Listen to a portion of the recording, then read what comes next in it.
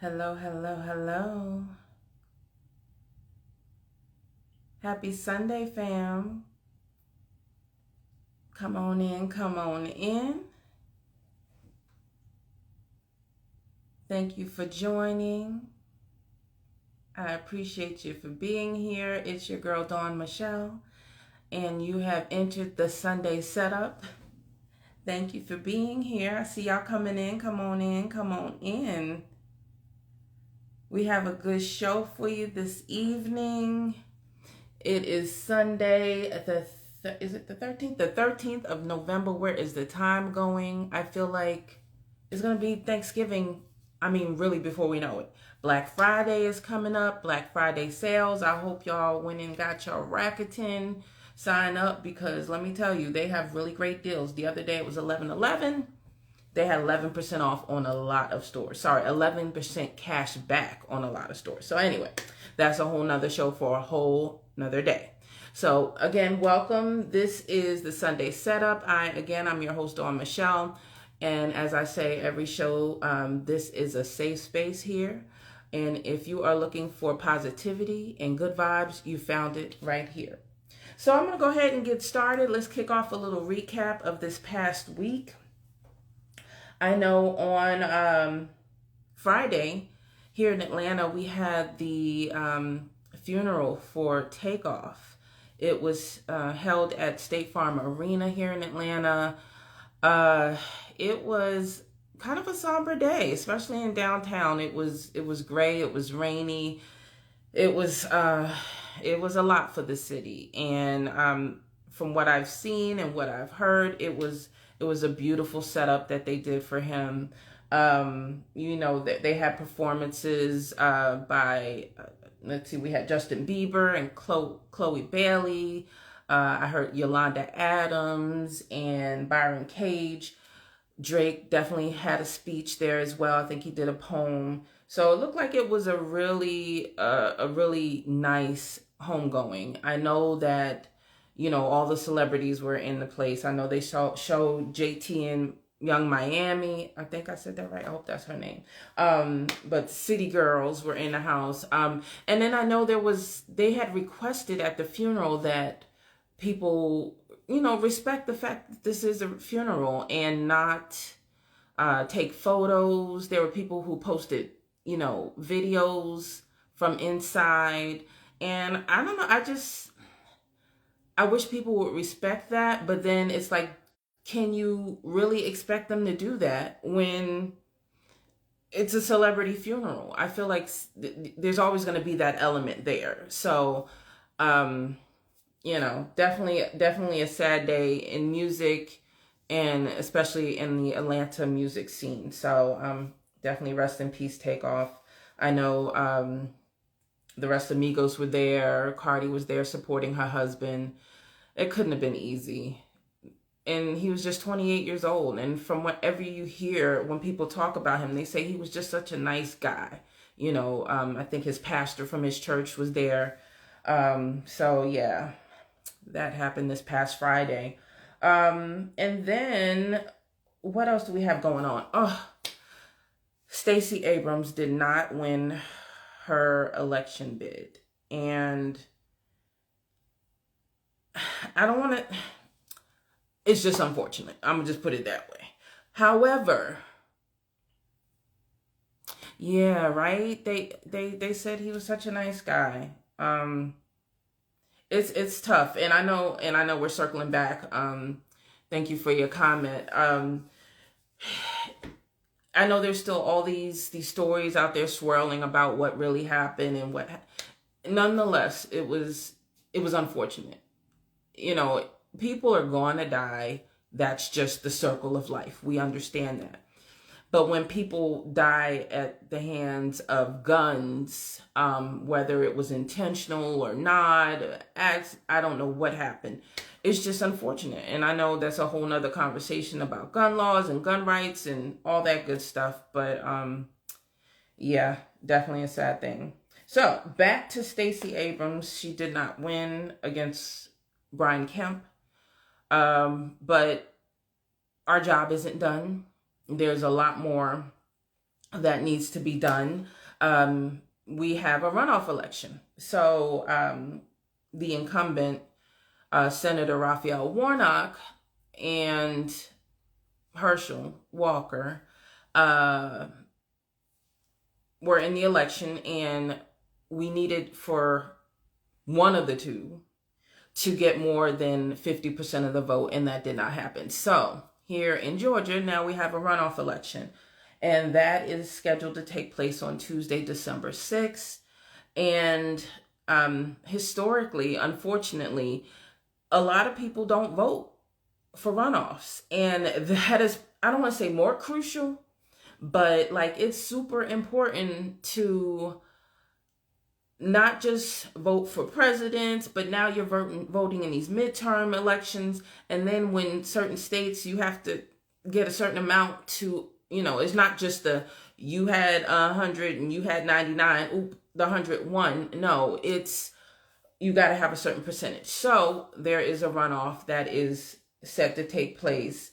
And yeah, so we've got Senator Raphael Warnock and then Herschel Walker. Now, I always feel like, and this is my personal opinion, there's always a little bit of, or a lot of bit of BS in all politics. I think it's just whose BS better fits you, I guess. So I just urge everybody to get out and vote for this runoff, because it is going to be very important. Now, the currently Senate, the Democrats are still in control of the Senate, and that's because we have Vice President Kamala Harris as the deciding vote. So we are still doing well there, but if we can reelect Senator Warnock, we will have an extra on top of that. So I just say, please get out. Early voting starts November 28th and ends December 2nd. The runoff election here in Georgia is Tuesday, December 6th. So I say all of that to say, I want to get into my discussion for today, and I welcome you all to join me on this discussion. And it stems from another piece of news that was in the headlines about a Nigerian influencer who just recently was sentenced to 11 years in prison for money laundering. Now, this guy was all over social media. I think they call him Hush Puppy. Well, anyway, the Hush Puppy was all over social media, flaunting his extravagant lifestyle. He was on the private jets. He was reading the Forbes magazine, got his Louis this and Gucci that, and it was all from ill-gotten means, we'll say. And he has already pled guilty to some of these crimes, which is why he ended up with his 11-year sentence, which may have been more. He also has to pay back millions in restitution from those that he scammed. And apparently he had this business email compromise scam. So I don't know if you've heard of them, but a lot of times an email will come to you and say, hey, if you don't pay this amount of money, then this is going to happen. So apparently he did this in and out of the U.S. He scammed a lot of folks. So my question came from this, because if you looked at him on social media, you were like, oh, he's doing it. Private jets and all this extravagant, these items he would display. So social media has everybody wanting to look like they've got it. They've, got all the money, got the cars, got the women, got the jewelry. And a lot of times it's not what you see. So my question to you today is about knockoff designer items. We see it happening all the time. I mean, I used to live in New York, and years ago, if anybody's from New York, that Canal Street was famous for knockoffs. Like, you walk down Canal Street and they'd have, covers over certain things because they were trying to hide them from the popo. But I have accompanied a coworker from the past down there when they wanted to look at some stuff. That was also the place to get the best burned CDs. Like back in the day, when you wanted a good mixed CD, you went to Canal Street.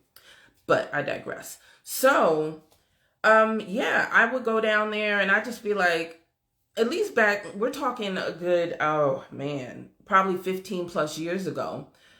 And you would look at these bags and you'd be like, they don't even look good. Like, so I don't know if it's because nowadays, because there's a need for it, I guess, or an audience for it, especially with social media. You've got fake everything out there. So, I mean, how do you feel about that? Are you down with the, hey, if it looks good, I'm with it, or not? Because me personally, I'm like, I always came from the side of the house of like, if I can't afford it, the real thing, I didn't want it. I did not want it. And I could kind of tell when I was on the subways in New York, because let me tell you, those little Louis Vuitton bags used to be all over the subways. And I used to be like, and now we're talking again 15, 20 years ago, like,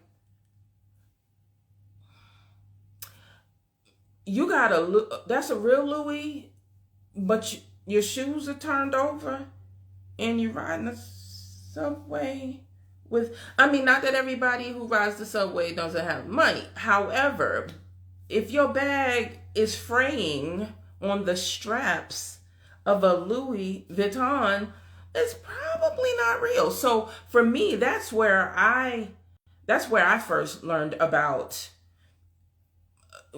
fake goods. Like in New York City, it was like everywhere you turned, somebody had a frayed bag, and it just was what it was. So that always turned me off to it. I was like, if I can't afford the real thing, I'm not buying a fake. Now, let's fast forward some years. Apparently they're all the rage. Like, I have bought a few little designer things, you know, here or there. But I worked very hard to buy them, and so did my spouse. So, I don't know. Sometimes I have these mixed feelings when I see the fake, and then I know what we spend on the real, and I'm like, well, is it us? Should we be buying the really good fake? I don't know. I'm not sure how to feel about that. And the quality apparently has gotten very well over the years, because you can look at some of these bags, and I was watching a video with my friends earlier, and this lady who is on social media, and I don't remember her name off top, but she is like the queen of all things at a lesser price. And I think she's an attorney, which is interesting. But anyway, she opened up like this Gucci box. And if you've ever bought Gucci, you understand the box had the envelope. It had it had the dust bag. Like they went through, they took their time putting together this fake. And then she took it out the dust bag, and I was like, oh, I got a Gucci, but you paid what? You paid less than $100 for that fake? And so I don't know. And I don't know if it's a moral thing, you know, inside of me where I'm like, oh no, you know, but I'm like, if you can't tell who's got the real, who's got the fake, does it matter if it's real or fake? I don't know. I don't know. I just know that I think for me, it's more about knowing that I worked hard to purchase something of quality, because you can go ahead and get the fakes, but you'll be like, you know, my friend back on the 6 train in the Bronx with the frayed straps on her Louis bag. And that will never be me. You will not catch me slipping. So, I don't know. Fancy, you in here? What do you think? Do you think if it's a really good fake? I mean, and that's another thing for me. I'm like, if it's fake, why do I have to pay like $150 for something that's not real? When the real thing may have been like $4 or $5. I'm like, for me, fake means give it to me $30, $40. If it's not the real deal, I don't want to pay you a whole lot of real money. when there are the designers out there that I can patronize. Like I can go to what's the Telfar? I haven't bought one yet, but like they have reasonably priced bags that are designer. They're all the rage. I mean, Beyonce wore one and they skyrocketed. Ooh, but I don't know if you saw that.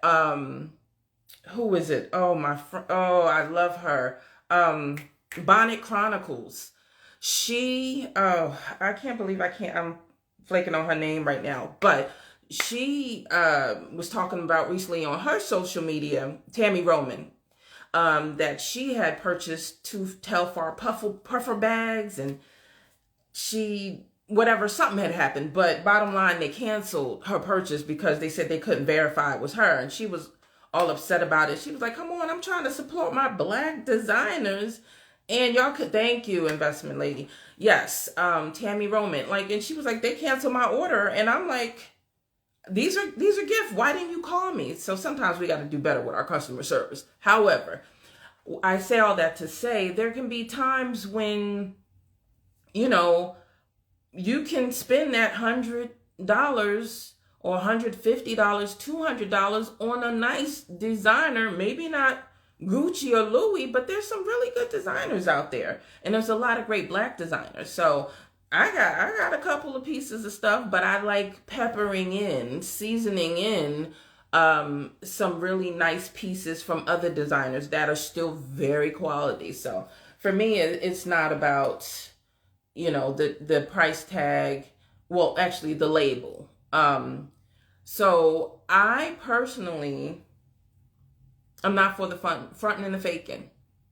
However, I think it's an internal thing because I've been struggling because I was sitting with my friends earlier and we were looking at a couple of pieces on some site and I was like, that's a nice bag.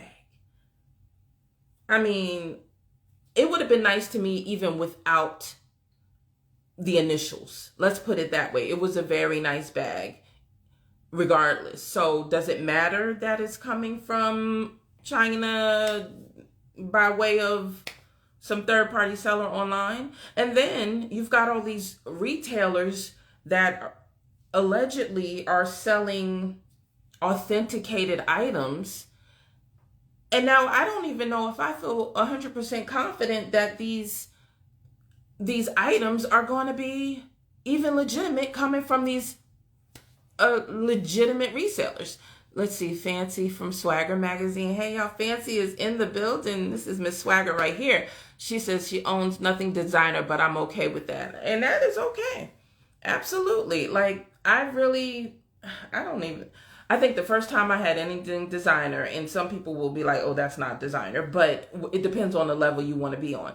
My first bag in a bag was a Coach bag. And this was, I don't know, 10 years ago. The person I was dating at the time was like, you've never had a bag in a bag? I was like, what's a bag in a bag? No. So I ended up getting a Coach bag for Christmas. And I was like, okay, this is cool. I said, but don't start something you can't finish. So every year I expected a bag in a bag. But it was never a necessity for me. I am a simple girl.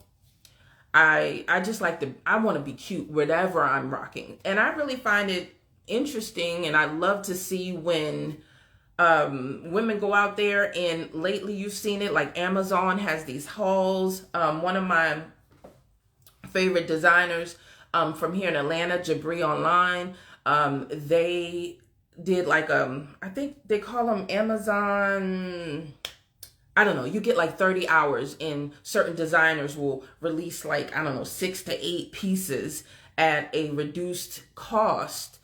So that other people are able to come in and say, hey, I got this, I got that, and still really good quality. So I rather just, I patronize a lot of Black-owned businesses, and I like getting unique pieces. So I like to see someone who says, I got this off of Amazon, and I mixed this with my, this off of, I don't know, Target, and then I put it with my Gucci belt, so mix it up a little bit. I love to see that. And then I love to see people who could just rock whatever, their whole Target outfit, and be cute. You got to be confident in whatever you're wearing. So I think confidence first is the key. But are you going to be confident in some fake stuff? Because I have some friends who are out there who are trained. One of my friends is trained professional to the eye, because we were somewhere and she saw somebody with a whole bunch of Gucci. She's like, girl, that's all fake. And I said, well, how do you know? She goes, because Gucci doesn't even make that. And I was like, oh, excuse me. You will not catch me out in the street. And she will not be calling me out on something. But like, I don't know. There's a whole market for it. So apparently there's a lot of people who appreciate being able to get something designer at a reduced price. But then I guess if you're going to do that, you also have to understand that comes with it's not going to last. It may start to fray. The letters might be backwards. And that's another thing. I was like, I probably don't pay attention enough to the designer stuff to really pick that out. Because my friend was like, oh yeah, them letters are backwards. And I was like, oh, well. I'm going to tell you one time when I was down in New York, in Canal Street, or on Canal Street in New York City, I needed a wallet. And I just knew the type of wallet I needed back then. I needed that trifold, all black, because I'm an all black everything type of chick. That's me. So I needed one, but I ran down to Canal Street with my friend on lunch. And of course, they got all these fake designer wallets. And I was like, I don't care about the label. I just need a wallet. So they had one there. And it was the quality of these knockoffs was so poor back then that literally I was able to flick off the little tag and went on about my business. I was like, because I'm not here to front. I just need the cute wallet that has the trifold that I was looking for. What does Fancy say? Me neither. Yeah, I wouldn't know they were backwards. Like, I don't pay enough attention. The only time I pay attention is when it's obvious.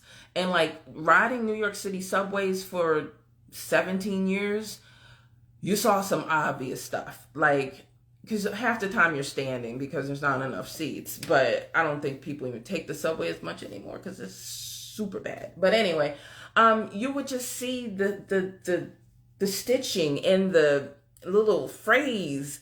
And I'd just be like, ooh, you all right with rocking that? You know it's okay. All right. Who am I? But I would be embarrassed personally. Like, unless my knockoff was top notch, and I don't even believe I'm saying that because I really don't want any knockoffs, but you wouldn't catch me out there with a frayed bag because I know this for sure. I like quality. Like, I'm a Coach girl through and through. I just love me some good Coach. And I know that years ago, I had one of my Coach bags and something was happening with the handle. You take it right to Coach and they will put it in the shop for you. No questions asked. You don't have to pay for it. They fix your bag and give it back to you because it's quality. So I much rather have that any day because you won't catch me with no frayed bag walking up in Louis Vuitton talking about, could you fix this?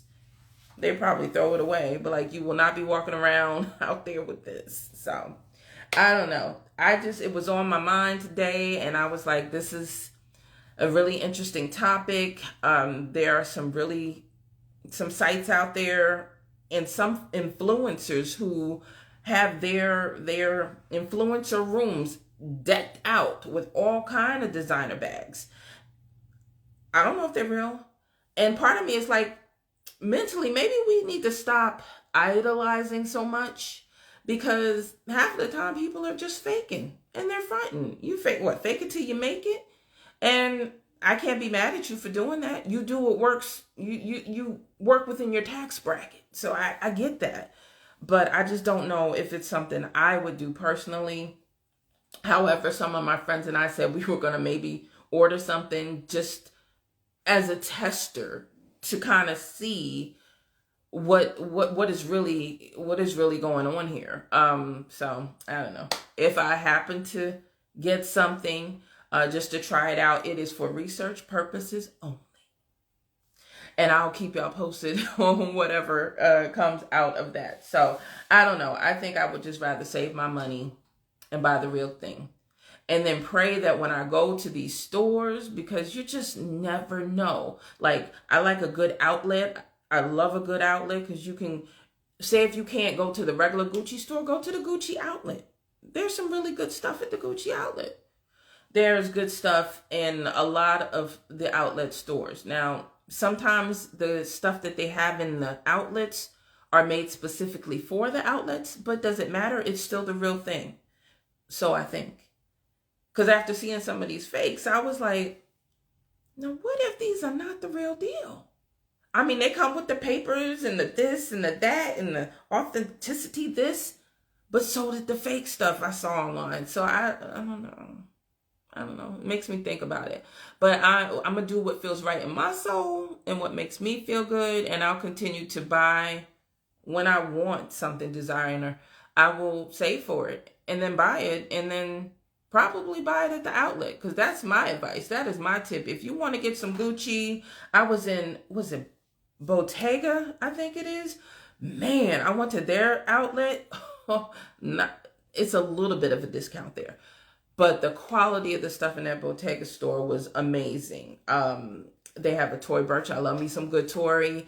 Great customer service. Like, I recommend, as my tip for the week, if you want to keep up with the Joneses, but not break your bank so much and don't really want to order from China, then go ahead and hit up an outlet. I feel like that is an excellent way to still ball, but more on a little bit of a budget. So, you still more than likely got the real deal. And if it ain't the real deal, trust and believe. You can reach out to somebody, write a letter. Our other friends, they write letters. We can write letters too. So if you get something from one of the outlets and it is not the real deal, I'm sure there is a way for you to raise that up. So there you go. And I might actually do a comparison because, like, we got the real stuff here, and maybe I'll go ahead and get like one or two, again, for research purposes only, just so I can let my people know. Like, come on in. Let's do a little side-by-side comparison. Matter of fact, I think I'm gonna do that, and I'm doing it just for y'all because I want y'all to know the real deal.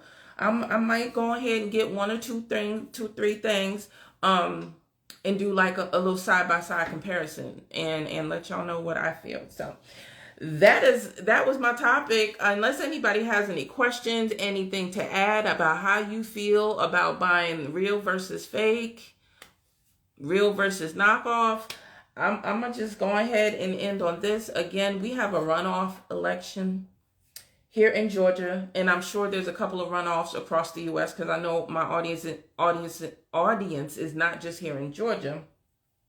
Please go ahead and prepare to vote. You can vote early. November 28th through December 2nd, early voting here in Georgia. And then Tuesday, December 6th. It's super important for us to not forget and not just say, oh, well, I'm not doing this runoff. It is very important for you to still show up and show out for this runoff. So please do tell a friend to tell a friend. We'll be talking about it any show I have up until then, just so I can make sure that you stay informed. And so that is that. I really appreciate you all for joining me tonight on the Sunday setup. We got to talk a little jazz about knockoffs and recap the week. So I pray that you all create a great week, and God willing, I will see you next Sunday. So thank you for joining. Y'all have a good one.